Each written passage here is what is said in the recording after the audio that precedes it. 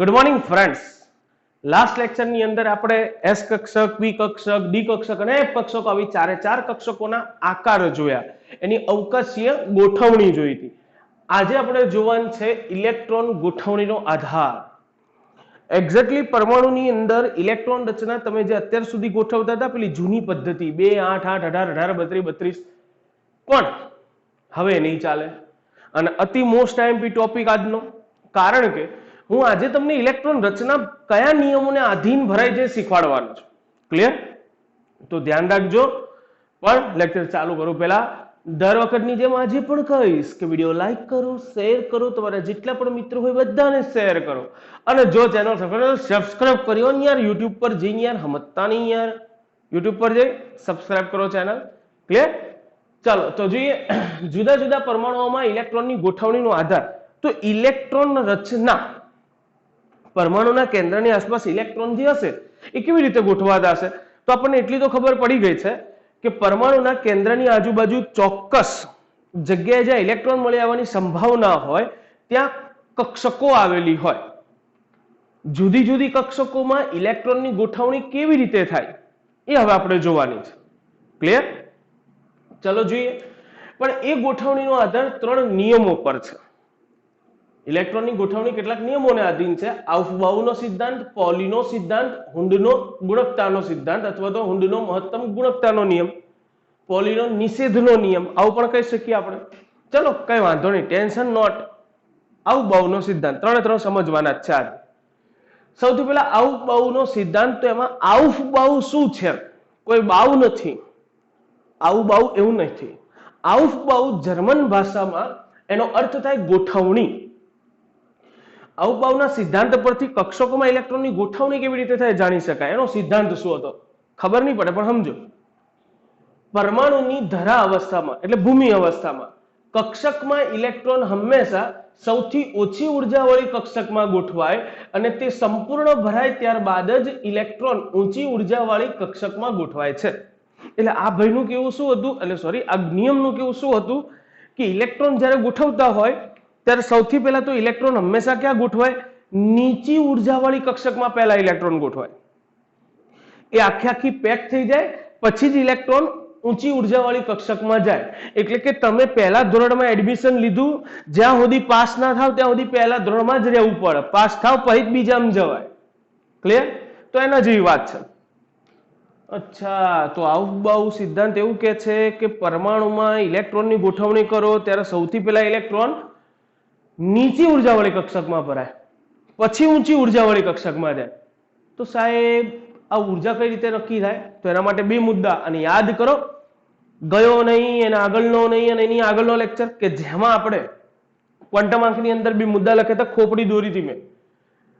હા બસ એ જ મુદ્દો આવ્યો કે કક્ષકોની ઉર્જા હંમેશા n+l ના મૂલ્ય પરથી નક્કી થાય. એટલે ઉર્જા જે છે તમે શેના પરથી નક્કી કરી શકશો? n+l ના મૂલ્ય પરથી. પછી મેં એવું લખ્યું છે પરંતુ હાઇડ્રોજન અને તેના જેવા સમ ઇલેક્ટ્રોનિય સ્પીસીસ માટે કક્ષકોની ઉર્જા માત્ર n ના મૂલ્ય પરથી નક્કી થાય. એમ કરો અને સાઈડમાં રાખો, હમણાં સમજીએ.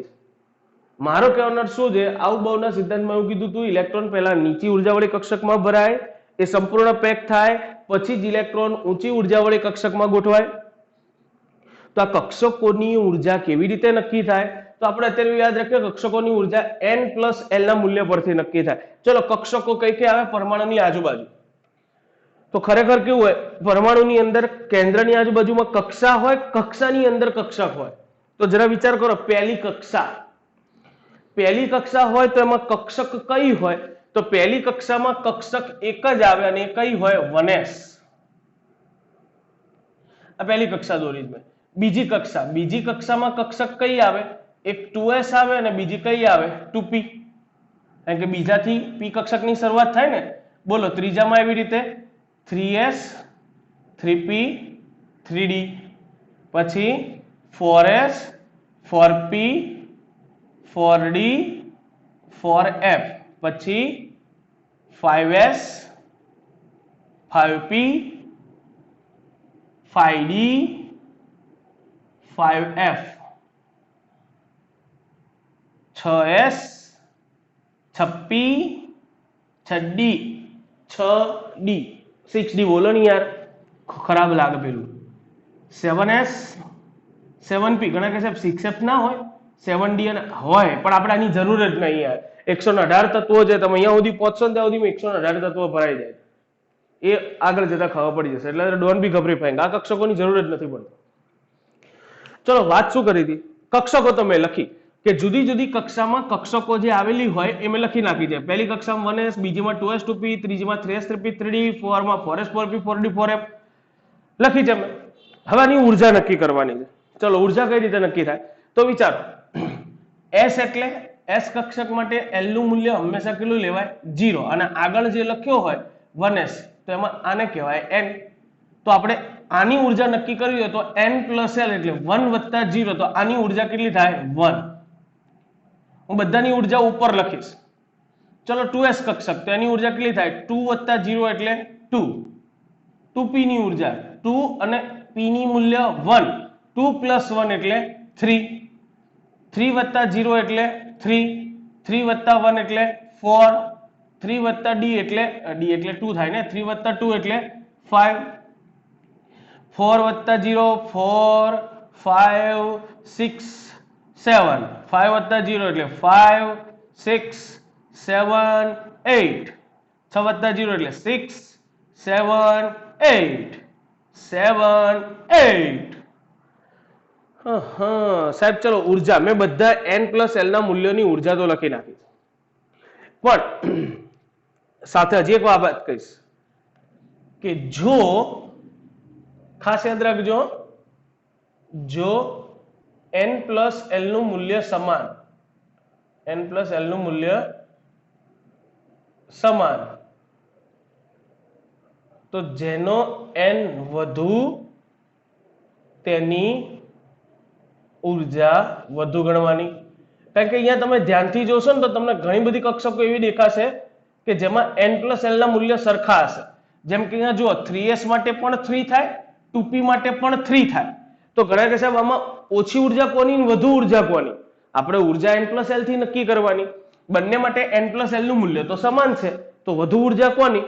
તો બંનેમાંથી વધુ ઉર્જા કોની કહેવાય? તો 2p માં મુખ્ય ક્વોન્ટમાંક 2 આવે, 3s માં મુખ્ય ક્વોન્ટમાંક 3 આવે.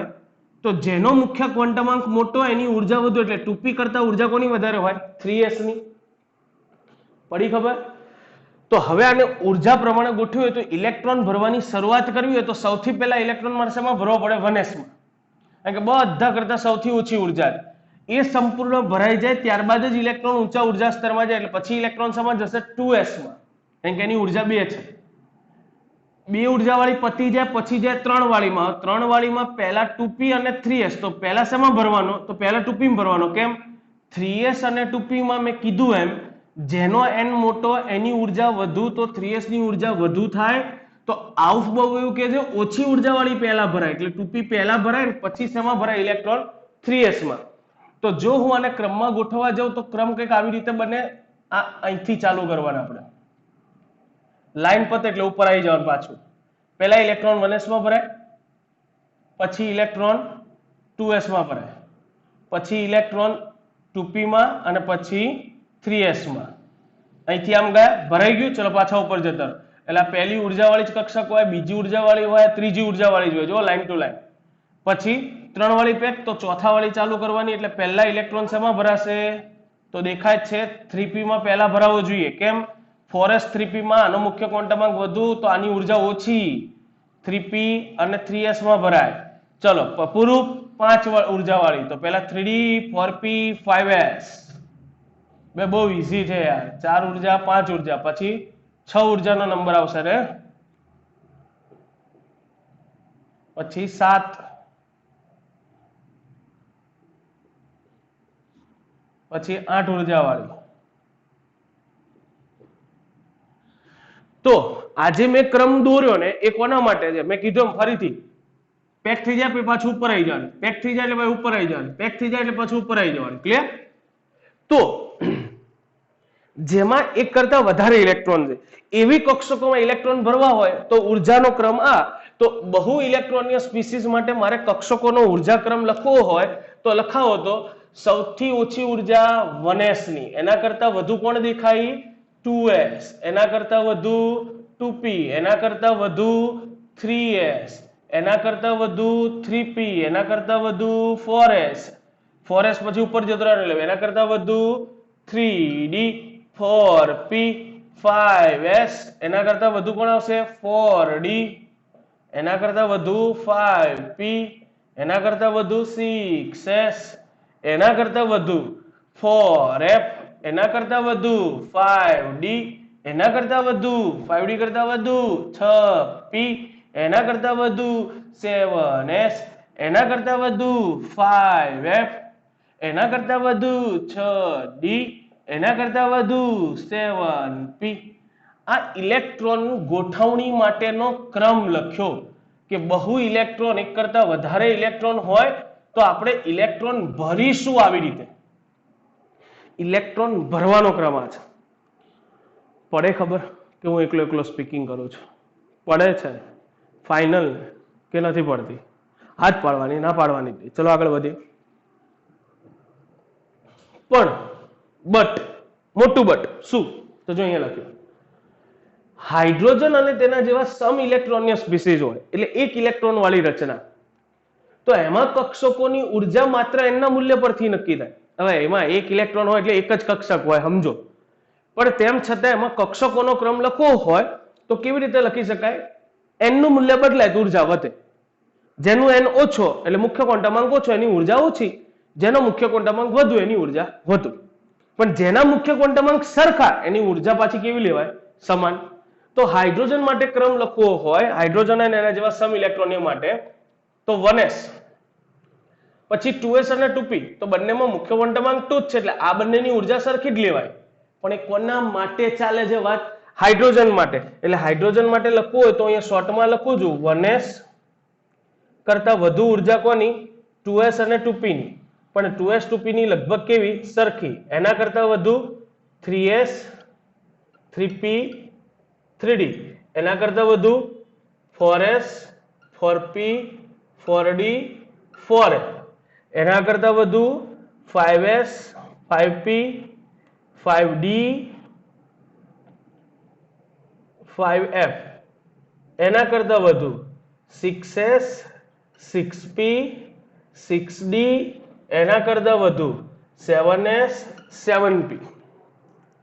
તો હાઇડ્રોજન સ્પીસીઝ માટે ઉર્જાનો ક્રમ આવો એટલે જેમાં એક ઇલેક્ટ્રોન, ખાલી હાઇડ્રોજનની જેમ એક ઇલેક્ટ્રોન હોય ને એ બધામાં ઇલેક્ટ્રોનની ગોઠવણી આ પ્રમાણે થાય. એટલે પણ એ બધામાં એક જ ઇલેક્ટ્રોન હોય તો પહેલી કક્ષામાં જ ભરાવાનો, એના પછી કક્ષાઓ આપણે લખવાની આવશે નહીં. પણ તેમ છતાં આઈએમપી પૂછો કેમ?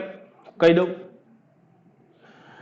તો અહીંયા હું લખું છું, આ ખાસ યાદ રાખજો, ઘણા બધા મોસ્ટ આઈએમપી એમસીક્યુઝ સોલ્વ કરવા માટે તમારે આની જરૂર પડશે. અને ચલો તમને સાથે એક વસ્તુ પણ કહી દઉં. ઘણા લોકો હવે ચિંતિત હોય છે કે સાહેબ આ નીટ અમારે આપવાની હોય, JEE આપવાની હોય તો સાહેબ આના માટે અમારે કેવી તૈયારી કરવી જોઈએ? આના માટે તૈયારી કરવી જોઈએ એટલે કહેવાનો અર્થ શું છે કે તમે જે કોર્સ ભણો છો ને NCERT નો કોર્સ એ તમને બધાને ખબર જ છે. જો તમારે 4 બુક 11માની 2 અને 12માની 2 ટોટલ 4 કેમેસ્ટ્રીની બુક જો તમને આવડતી જ હોય તો તમે નીટની અંદર એટેસ્ટ થી 45 MCQ ના જવાબ લખી શકો. ચલો આપણે એવું ધારી લઈએ કે 2 12ના ટોપિક ના પૂછાય, ચલો 3 પૂછાય તો 42 MCQ તો તમે કોપી પેસ્ટ લખી શકો. પણ એના માટે 4 બુક કમ્પલસરી પહેલી લાઈન થી છેલ્લી લાઈન સુધી આવડવી જોઈએ. હું એટલે જ ચોપડીની એક બાબતો ચલાવી રહ્યો છું. મને આવડે છે ભાઈ, કોર્સ ફટાફટ પડતા હોય તો એ તારા ખાલી આઈએમપી ટોપિકો ચલાવીને પૂરું કરી દેવા, પણ એમ નથી કરવાના આપણે. કારણ શું?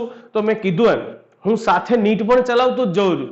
તમને ખબર નથી કેવી રીતે, તો હું તમને આની પહેલા પણ મેં કીધું છે, જ્યાં ટોપિક આવે છે ને તે મેં તમને કીધું છે.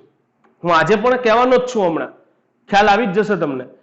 તમે જો ચોપડીના 4 ભાગ કમ્પ્લીટ કરેલા હશે ભાઈ, હું હજી બી કહું છું તો શ્યોર કહું છું તમે એટેસ્ટ થી નીટમાં 45 માંથી 40 ના જવાબ તો લખી જ શકો. અરે 5 જતા કરી દેવાના.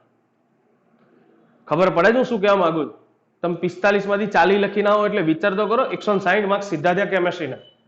ખબર પડે છે? ડન. તો પહેલી તૈયારી આની કરવી જોઈએ. નો ડાઉટ ઘણા કે સાહેબ હું 12નું કરવું હોય તો, પણ 12નું 5 જ MCQ પૂછાય બેટા. એ 12 ના 5 MCQ ત્યારે કરે જ્યારે 40 ની તૈયારી કમ્પ્લીટ હોય.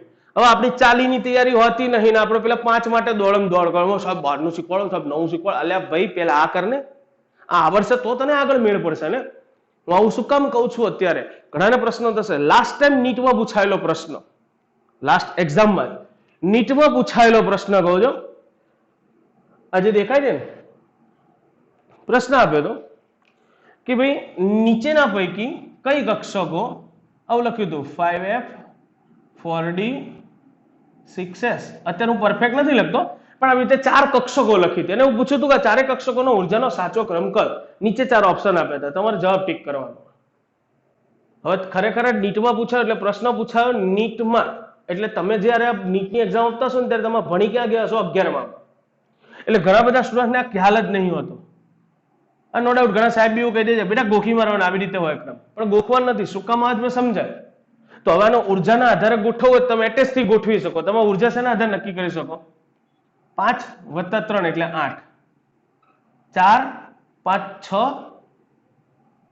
6 + 0 6, 3 અને 2 5. મેં n+l ના મૂલ્યો લખ્યા નીચે. તો ઉર્જા તમે નક્કી કરી શકો n+l ના મૂલ્ય પરથી. તો દેખાય છે સૌથી ઓછી ઉર્જા કોની થવાની? 3D. એના કરતા વધુ ઉર્જા કોની થાય? 6S અને 4D. પણ આ બંનેની અંદર 4D કરતા 6X ની ઉર્જા વધારે હશે. તો ઓછી ઉર્જા વાળી પહેલા, એટલે 3D કરતા વધુ ઉર્જા 4D કરતા વધુ ઉર્જા 6S અને 5F તો છેલ્લે જ આવે. જેને આ જવાબ ટીક કર્યો હોય એને સીધા 4 માર્ક્સ મળે. આ નીટનો પ્રશ્ન છે. એટલે નીટ અઘરું નથી, પણ નીટ ગમે ત્યાંથી પૂછાય છે એટલે લોકોને અઘરું લાગે. એટલે લોકોને એવું લાગે અમારે આમ કરવું જોઈએ. કશું કરવાની જરૂર નહીં. હું હજી બી કહું છું, ચોપડી 4/4 ભાગ 100% તમને કમ્પ્લીટ છે, 100% આવડે છે 4/4 ભાગ, તો એટેચ થી નીટમાં રમતા રમતા તમે 40 માર્ક્સ લાવી શકો. વિશ્વાસ ના હોય તો લાસ્ટ ટાઈમ નીટનું પેપર લેવાનું, 12મું ધોરણ પતે પછી 4 ચોપડી લઈને સોલ્વ કરવા બેસજો, 45 MCQ જવાબ મળી જશે તમને. ક્લિયર? સો હું નો ડાઉટ તમને કહેતો જ જઈશ. એટલે આ વસ્તુ એવી છે કે આમાંથી પણ તમને MCQ પૂછી શકાય. હું મોસ્ટ ટાઈમ પી MCQ માટે બીજું કહું છું તમને, અહીંયા ધ્યાન આપજો એટલે ખ્યાલ આવી જ જશે તમને કે આમાંથી MCQ કઈ કઈ ટાઈપને પૂછાય છે. તો મેં પહેલા જ કીધું એવી રીતના કે આમાંથી એક તો ઉર્જાને આધીન MCQ પૂછાય, ઉર્જાને આધારે MCQ. એના સિવાય એક બીજી બાબત આપણે યાદ રાખવાની, મોસ્ટ ટાઈમ પી MCQ માટે શું કામ કહું છું તો હું અહીંયા લખું છું ને આના વિશે સમજાવું છું હમણાં આના લેક્ચર પછી, એટલે નેક્સ્ટ લેક્ચરમાં ખબર પડી જશે તમને. પણ યાદ રાખજો અત્યારે મેં હમણાં જ કીધું કે કોઈ પણ પરમાણુમાં ઇલેક્ટ્રોન રચના ભરવાની થાય, ઇલેક્ટ્રોન મૂકવાના થાય. તો ઇલેક્ટ્રોન મુકાય કઈ ઉર્જાને આધારે? આના આધારે. આપણે બધા માટે આ જ યાદ રાખીશું. ક્લિયર? હાઇડ્રોજન માટે રાખવાનું યાદ આ કે હાઇડ્રોજન માટે ઉર્જાનો ક્રમ આવો હોય, પણ હાઇડ્રોજનમાં તો એક જ ઇલેક્ટ્રોન હોય તો 1s માં જ ભરાવાનો ને. ધારો કે હું હાઇડ્રોજનને આ લાગુ પડું તો બી ઉર્જાના આધારે પહેલો ઇલેક્ટ્રોન શેમાં ભરવાનો? 1s માં. તો આપણે એવું સ્વીકાર લઈએ કે કોઈ પણ પરમાણુ હોય ને ઇલેક્ટ્રોન રચના ગોઠવતી વખતે ઇલેક્ટ્રોન ભરવાનો ક્રમ કયો? આ સમજો. પણ જ્યારે પરમાણુની ઇલેક્ટ્રોન રચના લખતા હોઈએ ત્યારે લખવાનો ક્રમ ના સમજ્યા? લખી દઉં છે. ઇલેક્ટ્રોન ભરવા માટે આવું બહુ ધ્યાનમાં લેવાનું.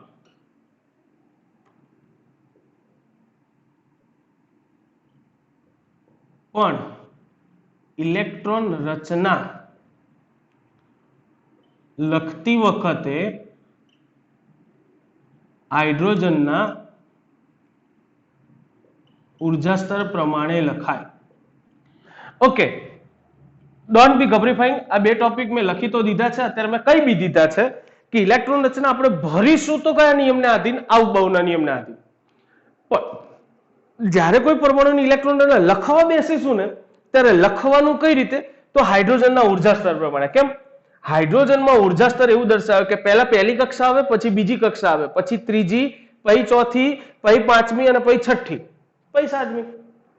પણ આઉફબાઉના નિયમમાં ઇલેક્ટ્રોન ભરતી વખતે ઉર્જાનો ક્રમ તો ગમે ત્યારે ગમે તે કક્ષક 1s, પછી 2s, 2p, 3s, 3p, પછી 4s આવી ગઈ, પછી પાછી જુઓ 3d આવી. ભરાય ઇલેક્ટ્રોન આ રીતે, કારણ કે એની ઉર્જા વધારે છે 3D ની, એટલે પહેલા 4s માં જશે ને પછી 3D માં આવશે. ખબર પડે છે શું કહેવા માંગુ છું? એટલે પહેલા ઇલેક્ટ્રોન 4s માં ભરાય પછી 3D માં ભરાય. ઇલેક્ટ્રોન ભરાય પણ લખું ત્યારે તો ફરજિયાત પહેલી કક્ષાની બધી કક્ષક જોડે, બીજી કક્ષાની બીજી કક્ષકો જોડે, ત્રીજી કક્ષાની કક્ષકો જોડે આવી રીતે લખાય. સાહેબ કઈ સમજાતું નહીં. Don't be ગભરીફાઈ, I am here, હું ચલાવી દઈશ. ક્લિયર? આપણે આજે પહેલા સમજી તો લઈએ ઇલેક્ટ્રોન રચના ભરાય કેવી રીતે. તો આ બે મુદ્દા વિશે હજી હું ડિટેલમાં ચર્ચા કરવાનો છું, પણ અત્યારે હાલ પૂરતા એમસીક્યુ મેં જે કીધા એમ ઉર્જાના આધારે આમાંથી એમસીક્યુ પૂછાય તો તમને આવડવો જોઈએ. ક્લિયર છે? ડન છે? તો ફરીથી એક વખત રિપીટ કરીશ. આઉટ-બાઉનો સિદ્ધાંત આપણને શું કહેવા માંગે છે કે ઇલેક્ટ્રોન હંમેશા પહેલા ક્યાં ભરાય? નીચી ઉર્જાવાળી કક્ષક. એ સંપૂર્ણ પેક થઈ જાય પછી જ ઇલેક્ટ્રોન ક્યાં ભરાય? ઊંચી ઉર્જાવાળી કક્ષકમાં. ક્લિયર? ચલો આગળ વધીએ છે. એના પછી છે પોલીનો નિષેધનો નિયમ. વૈજ્ઞાનિક હતા ભાઈ વુલ્ફગેમ પૌલી, નામ બી જોરદાર છે. કોઈ ગેંગ હશે એની અંદર હશે આ ભાઈ. એને સૌથી પહેલા રજૂઆત કરી. શું રજૂઆત કરી? એનો તો નિયમ શું છે? બહુ મસ્ત નિયમ છે. પરમાણુની કક્ષકમાં રહેલા ઇલેક્ટ્રોનના ચારેય ક્વોન્ટમ અંક સમાન હોઈ શકે નહીં. એટલે એને શું કીધું કે તમે કોઈ બી કક્ષકમાં જ્યારે ઇલેક્ટ્રોન મૂકતા હોય ને તો એના ચારેય ક્વોન્ટમ અંક કોઈ દિવસ સરખા ના હોય. ચલો જોઈએ. જનરલી હું એમ કહું છું, જો અત્યારે હાલ પૂરતું કક્ષકો દોરવા માટે હું ચોરસ બોક્સ દોરીશ. કક્ષક દોરવા માટે હું શું દોરીશ? ચોરસ બોક્સ. ધારો કે કોઈ પેટા કક્ષકો આવતી હોય તો આપણે આગળ ભણી ગયા છીએ પેટા કક્ષકોની ઉર્જા આકાર બધું જ કેવું હોય? સમાન હોય. ખબર છે ને બધાને? તો ઉર્જા આકાર સમાન હોય તો એક જ બોક્સની અંદર, જેમ કે જો મેં આ દોરી છે 1s કક્ષક, એના કરતા વધુ ઉર્જાવાળી એટલે આવડી આ દોરી છે મેં 2s કક્ષક, એના કરતા વધુ ઉર્જાવાળી એટલે આમે દોરી છે 2p કક્ષક. પણ 2p કક્ષકમાં 3 પેટા કક્ષક હોય. કઈ કઈ? 2px, 2py, 2pz. ત્રણે ત્રણના ઉર્જા આકાર સમાન હોય એટલે મેં એક જ બોક્સની અંદર 3 ભાગ કરી દીધા છે. એના કરતા વધુ ઉર્જા હોય 3s ની, એના કરતા વધુ ઉર્જા 3p ની, આવી રીતે આવતી છે. અત્યારે હાલ વાત શું ચાલે છે? વાત એવી ચાલે છે કે તો સાહેબ આ એક પેટા કક્ષકની અંદર આપણે કેટલા ઇલેક્ટ્રોન ભરી શકીએ? હવે ઇલેક્ટ્રોન હોય, ઇલેક્ટ્રોનને બે પ્રકારના ભ્રમણ હોય, ધરીભ્રમણ, એક સમઘડી અને એક વિષમઘડી. ખબર છે ને? જેના આધારે આપણે સ્પિન ક્વોન્ટમાંક નક્કી કર્યા હતા ms ના મૂલ્યો. જો સમઘડી હોય તો પ્લસ હાફ લખાય, વિષમઘડી હોય તો માઇનસ હાફ લખાય. તો હું સમઘડી ઇલેક્ટ્રોન છે એવું દર્શાવવા માટે આવી રીતે આમ દોરીશ, વિષમઘડી છે એવું દર્શાવવા માટે આમ ઊંધો એરો દોરીશું. સોરી, ઊંધો એરો. સીધો એરો સમઘડી ભ્રમણ દર્શાવે, ઊંધો એરો વિષમઘડી ભ્રમણ દર્શાવે. સીધો એરો દોરું તો એનો સ્પિન ક્વોન્ટમાંક આપણે પ્લસ હાફ લઈશું. ઊંધો એરો દોરીશ તો એનો અર્થ થશે વિષમઘડી ભ્રમણ ધરાવે, એના માટે સ્પિન ક્વોન્ટમાંક માઇનસ હાફ લઈશું. કારણ કે હું જો આમાં ખાલી ઇલેક્ટ્રોન ઇલેક્ટ્રોન લખીશ તો તમને ખબર નહીં પડે સમઘડી છે કે વિષમઘડી. એ દર્શાવવા માટે આપણે સીધો એરો અને ઊંધા એરોનો ઉપયોગ કરીશું. ક્લિયર? ચલો જોઈએ એનો નિયમ શું સમજાવે છે પેલા સમજી લઈએ.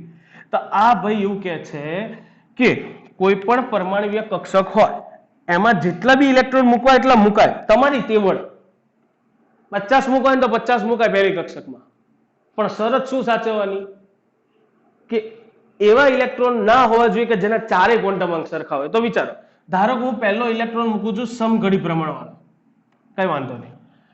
ચલો આ સમઘડી વાળો ઇલેક્ટ્રોન મેં મૂક્યો ક્યાં? 1s કક્ષકમાં. તો એના માટે 1s કક્ષકમાં મૂકું તો n નું મૂલ્ય કેટલું થાય? 1. l નું મૂલ્ય કેટલું થાય? 0. s કક્ષક છે એટલે 0 જ થવાનું. અચ્છા, m નું મૂલ્ય કેટલું થાય? તો s કક્ષક માટે તો m નું મૂલ્ય 0 જ આવે. અને આનો સ્પિન ક્વોન્ટમ અંક કેટલો આવે? તો મેં સીધો દોર્યો છે એટલે પ્લસ આવે. ઓકે, મેં એક ઇલેક્ટ્રોન ભર્યો એના ચારે ક્વોન્ટમ અંક લખ્યા. બોલો ખબર પડી? આ જે ઇલેક્ટ્રોન છે એ 1s કક્ષકમાં છે તો એના ચારે ક્વોન્ટમ અંક આપણે લખી શકીએ યાર. ધારો કેવી રીતે ઇલેક્ટ્રોન હું અહીંયા મૂકું, સમજો, ખાલી સમજાવવા માટે મેં અહીંયા મૂક્યો છે અત્યારે હાલ પૂરતો. અહીંયા મૂકું છું તો આના માટે મારે ક્વોન્ટમ અંક લખવો હોય તો બોલો મેં ક્યાં મૂક્યો છે? 2px કક્ષકમાં. દેખાય છે ને? 2px માં મૂકું તો 2 એટલે n નું મૂલ્ય કેટલું થવાનું? 2. l નું મૂલ્ય p કક્ષક 0 અને 1, p કક્ષક માટે l 1 થાય. m નું મૂલ્ય હવે px કક્ષક એટલે -1, 0 અને +1. તો આપણે આના માટે લઈ શકીએ -1. સ્પિન ક્વોન્ટમ અંક કેટલો થાય? સીધો એરો દોર્યો છે એટલે પ્લસ હાફ. ખબર પડી? તમે કોઈ બી કક્ષકમાં ક્યાંય બી ઇલેક્ટ્રોન મૂક્યો હોય તો એના ચારે ક્વોન્ટમાંક જાણી શકાય. It's also most time for MCQ. એટલે અહીંયા લખી દઉં છું કે કક્ષકમાં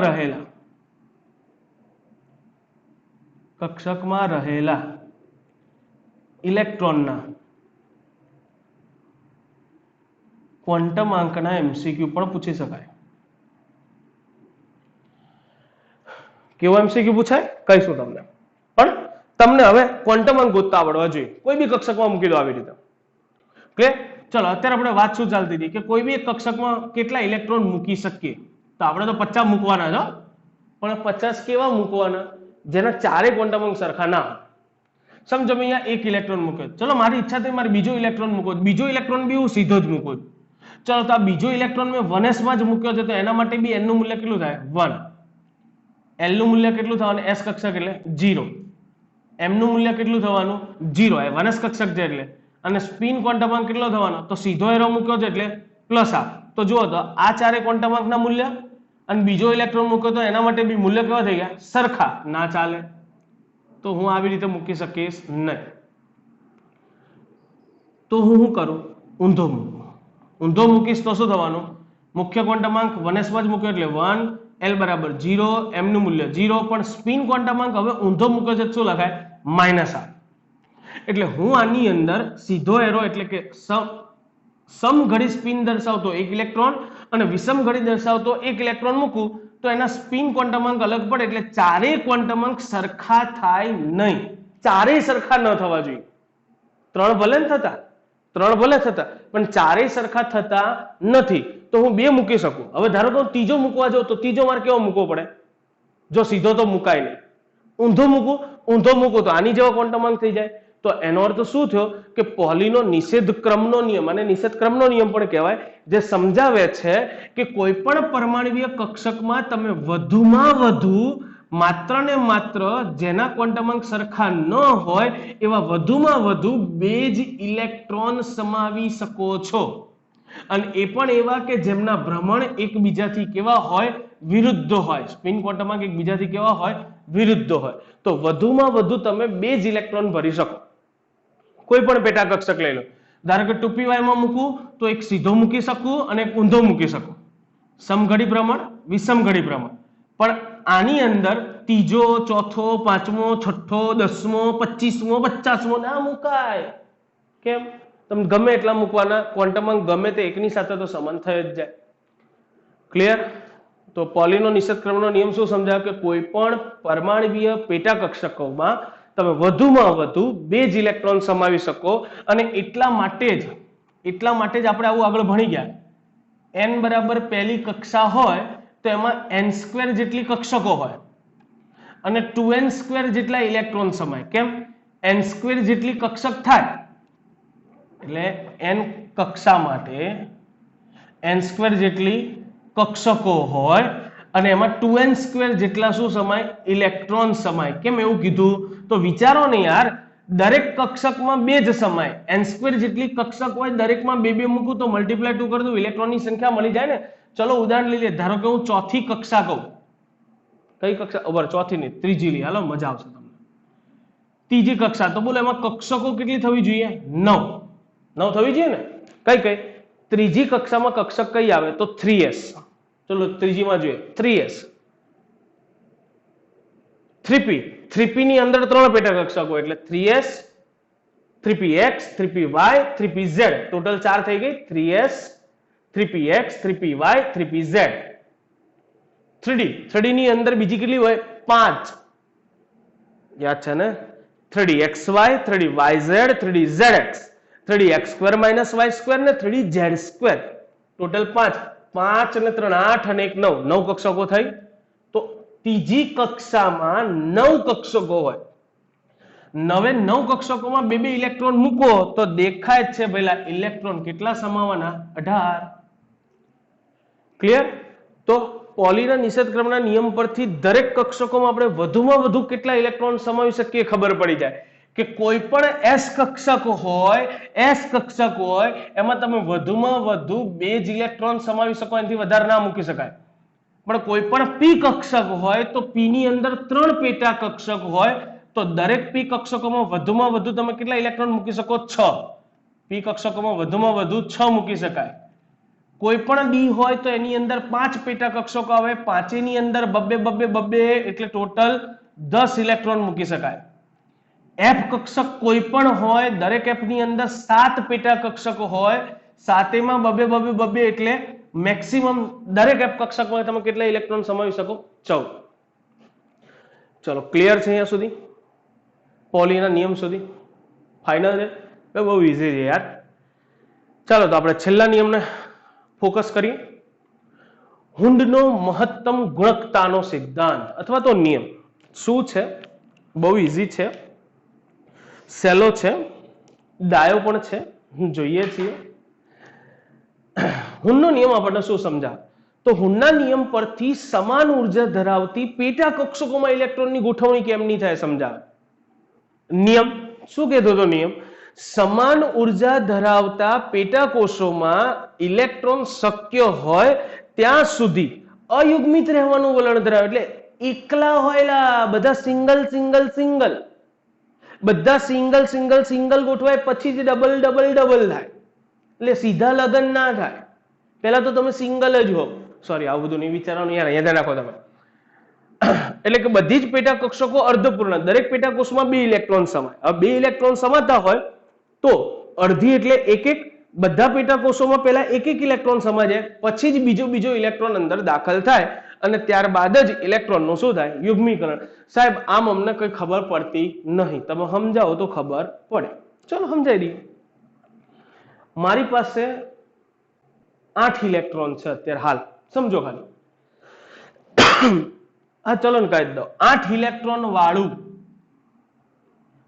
આપણું ઓક્સિજન્યુ થાય, પરમાણુ ક્રમાંક 8 છે આનો. તો મારે આની ઇલેક્ટ્રોન રચના ગોઠવવી છે. બોલો મારી પાસે કેટલા ઇલેક્ટ્રોન છે? 8.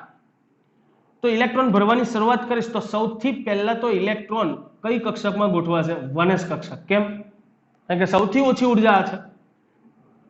આની પેટા કક્ષક એક જ હોય તો 8 ઇલેક્ટ્રોન છે, બોલો આમાં કેટલા ગોઠવાય? 2. એટલે એક સીધો અને એક ઊંધો. ક્લિયર? 2 જ ભરવાના છે એટલે પહેલા એક મૂકવો પડે, પછી બીજો મૂકવો પડે. હજી કેટલા વધ્યા? 6. તો હવે આનાથી ઊંચી ઉર્જાવાળી કક્ષકમાં જાવ એટલે હવે શેમાં જઈશ? 2p કક્ષકમાં. 2p કક્ષકમાં જો મારી પાસે 6 છે તો કઈ વાંધો નહીં, 8 હતા, 1 2 ભર્યા, 3 અને 4 ભરી દીધા. કારણ કે સોરી માય મિસ્ટેક, 2p નહીં હો, માય મિસ્ટેક, 2s કક્ષક આવે ને, 1s પછી આવશે 2s. તો 2s માં એક જ પેટા કક્ષક હોય તો એક જ પેટા કક્ષક હોય તો એમાં 2 જ સમાઈ શકાય. તો હજી મારી પાસે 6 પડ્યા છે એટલે 2 આમાં મૂકી દઉં, એક સીધો ને એક ઊંધો. હજી કેટલા વધ્યા છે મારી પાસે? 4. પણ હવે મારે કઈ કક્ષક આવી? 2p. તો 2p કક્ષકની અંદર 3 પેટા કક્ષકો હોય, 2px, 2py અને 2pz. 2px, 2py, 2pz આ 2p કક્ષક. અમારા પાસે કેટલા ઇલેક્ટ્રોન છે? 6. હવે 6 ઇલેક્ટ્રોન આની અંદર સમાન ઉર્જા વાળી પેટા કક્ષકોમાં ઇલેક્ટ્રોન કેવી રીતે ગોઠવવાના ને એ આપણને હુંડનો નિયમ સમજાવતો. સમજો કેવી રીતે ભરાય. 6 ઇલેક્ટ્રોન વધ્યા, 4 ભરી દીધા છે, 8 માંથી 4 વધ્યા છે.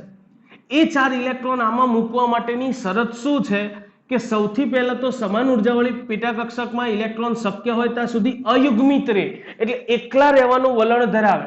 એટલે તમે અહીંયા એક સિંગલ મૂક્યો, પછી બીજો અહીંયા મૂકી દો તો ખોટું એરર વાગે, ના ચાલે. પહેલા આમાં એક સીધો મૂક્યો તો બાજુમાં પણ બીજો સીધો જ મૂકવો પડે, એના પછી પણ એક સીધો જ મૂકવાનો. ખરેખર આનો નિયમ બીજા શબ્દોમાં લખવું હોય તો એવું કહેવાય કે ઇલેક્ટ્રોન હંમેશા પેટા કક્ષકોમાં મહત્તમ ભ્રમણ રહે એવી રીતે ગોઠવાય. મહત્તમ ભ્રમણ એટલે જો સમઘડી હોય તો આપણે પ્લસ હાફ લઈએ. ધારો કે અહીંયા બીજો સિંગલ જ મૂકવાનો છે, સિંગલ મૂકું પણ ઊંધો મૂકું, શું વાંધો? સિંગલ જ છે ને, તો માઇનસ હાફ લખાય. અહીંયા પાછો સીધો મૂકું તો પ્લસ હાફ લખાય. તો આનું ભ્રમણાંકનું મૂલ્ય કેટલું થઈ ગયું? પ્લસ હાફ માઇનસ હાફ, એટલે એકવાર તો ઉડી જાય તો ખાલી પ્લસ હાફ વધ્યું કે નહીં? ના ચાલે. એનું કેવું શું હતું? ભ્રમણ મહત્તમ રહેવું જોઈએ, ભ્રમણનું મૂલ્ય મહત્તમ રહેવું જોઈએ. મહત્તમ ત્યારે જ રે ત્રણ એક સરખી રીતે ગોઠવાય. એક સરખી રીતે ગોઠવાય એટલે કે કાં તો ત્રણે ત્રણ સીધા સીધા સીધા, જો તમે સીધા નહીં મૂકવા કઈ વાંધો નહીં, ઊંધા પાડ દો તો ત્રણે ત્રણ ઇલેક્ટ્રોન ઊંધા ઊંધા ઊંધા મૂકી શકો. પણ પહેલા તો ઇલેક્ટ્રોન એકલા એકલા એકલા જ ગોઠવાય. પડે જ ખબર કે નથી પડતી? હું કેવા શું માંગતો તો, મારી પાસે 4 ઇલેક્ટ્રોન હતા, સમજો 4 હતા તો પહેલા બધામાં કાં તો સીધો સીધો સીધો મૂકો એટલે અયુગ્મિત રહેવા જોઈએ. એકમાં 2 હમાય, એક મૂક્યો એક મૂક્યો એક મૂક્યો તો અર્ધપૂર્ણ ભરાઈ ગઈ. પછી જો ઇલેક્ટ્રોન વધે તો હવે એનું શું થાય? યુગ્મીકરણ. હવે ચોથો ઇલેક્ટ્રોન છે યુગ્મીકરણ આમાં કરવાનો છે. યુગ્મીકરણ ધારો કે આપણે બધા ઊંધા ગોઠવ્યા, પણ આપણે છે ને એવું કરો, હું તમને અત્યારથી કહી રાખું, આપણે પહેલા બધા કયા ગોઠવીશું? સીધો સીધો સીધો. હવે જે ગોઠવવાનું થાય હવે હંમેશા કેવો મૂકવાનો? ઊંધો મૂકવાનો થશે. એટલે પહેલા અર્ધપૂર્ણ ભરાઈ ગઈ. હવે યુગ્મીકરણ થાય તો ચોથો ઇલેક્ટ્રોન ક્યાં ગોઠવાશે? 2px માં. અચ્છા, ઘણા કે સાહેબ 2px ની જગ્યાએ 2py માં ગોઠવ્યો હોય ચોથો તો ચાલે. યુગ્મીકરણ તમે ગમે ત્યાંથી કરી શકો છો. યુગ્મીકરણ તમે ગમે ત્યાંથી કરી શકો છો. ઘણા કે સાહેબ મારે તો અહીંયા મૂકવો જ નહીં, 2pz માં મૂકવો ચાલે. ધારો કે મારા પાસે હજી 5 ઇલેક્ટ્રોન વધ્યા હોત તો 1 2 3 4 મૂકી દીધો અને પાંચમો હું અહીંયા પણ યુગ્મીકરણ કરી શકું, અહીંયા નથી કરવો કઈ વાંધો નહીં તો હું યુગ્મીકરણ અહીંયા પણ કરી શકું. ક્લિયર? પણ આપણે જ્યારે ગોઠવતા હશું, હવે ઉપર ગુચ્છમ વધારે થઈ ગઈ છે, આપણે જરા સાફ કરી નાખીએ. હા, તો આપણે ફરજિયાત આવું કરીશું. પહેલા બધામાં સિંગલ સિંગલ સિંગલ ગોઠવાય, પછી બધા થાય મિંગલ મિંગલ મિંગલ, એટલે કે યુગ્મીકરણ, ડબલ ડબલ ડબલ. તો ઇલેક્ટ્રોનની ગોઠવણીનો ક્રમ આવે. અત્યારે આપણી પાસે 8 જ ઇલેક્ટ્રોન છે, તો આપણે કેવી રીતે ગોઠવીશું? 1s માં 2, 2s માં 2, 2p માં 1 2 3 અને ચોથો આવશે એ યુગ્મીકરણ પામશે. ધારો કે આવી રીતે 3D કક્ષકો હોત. કઈ કક્ષક હોત? 3D. તો 5 પેટા કક્ષકો હોત ને. ધારો કે મારી પાસે 8 ઇલેક્ટ્રોન છે, અત્યારે હાલ 8 છે, મારે આની અંદર ગોઠવાના 5 5 માં. કઈ રીતે ગોઠવું? તો કઈ વાંધો નહીં, પહેલો અહીંયા મૂકી દો, બીજો અહીંયા મૂકી દો, ત્રીજો ચોથો પાંચમો છઠ્ઠો સાતમો ને આઠમો. બોલો ચાલે? શું? હા, ના ચાલે યાર. 8 ઇલેક્ટ્રોન મારે આમાં મૂકવા હોય તો પહેલી શરત શું? કે બધામાં અયુગ્મિત ઇલેક્ટ્રોન રહેવા જોઈએ. એટલે પહેલા તો બધા અયુગ્મિત હોય એવી રીતે જ ગોઠવાય. 5 5 ની ઉર્જા સરખી હોય. તમે અહીંયા ડબલ મૂકી દો તો આ બુમરાડા પાડ નાખે, ભાઈ એ મારો શું વાંક છે યાર, પહેલા અમને બી આલું યાર. એટલે આપણે પહેલા તો શું કરવું પડશે? એક અયુગ્મિત અહીંયા 1 1 1 1 એટલે ટોટલ 5 મૂકી દીધા. હવે 6 7 8 આ લોકોની ખબર છે કે હવે સામે 3 જ કન્યા છે, 5 5 ભાઈઓ છે, 3 જ કન્યા છે, તો 3 કન્યા ગમે તેની સાથે પૈણશે ચાલશે, કારણ કે આવવાની તો ઘરમાં જ છે ને. એટલે યુગ્મીકરણ તમે ગમે ત્યાંથી કરી શકો, પણ આપણે હંમેશા મોટો ભાઈ હોય એને પહેલો ક્રમાંક, પછી આને બીજો ને આને ત્રીજો આપીશું. એટલે આપણે ભરતી વખતે આવું ભરીશું. પણ ઘણી વખત it's also most IMP for MCQ. શું કર્યું હોય? તમને કીધું હોય નીચેનામાંથી કઈ ઇલેક્ટ્રોન રચનામાં હુનના નિયમનું પાલન થતું નથી, આવું લખીને આપી દીધું હોય. એટલે હવે તમે કન્ફ્યુઝ ના થાવ એના માટે કહી રાખું કે હુનના નિયમનું પાલન થતું નથી. એટલે હુનનો નિયમ શું કહે છે કે સમાન ઉર્જાવાળી કક્ષકો હોય એમાં પહેલા બધા અયુગ્મિત રહેવા જોઈએ અને પછી એનું શું થવું જોઈએ? યુગ્મીકરણ.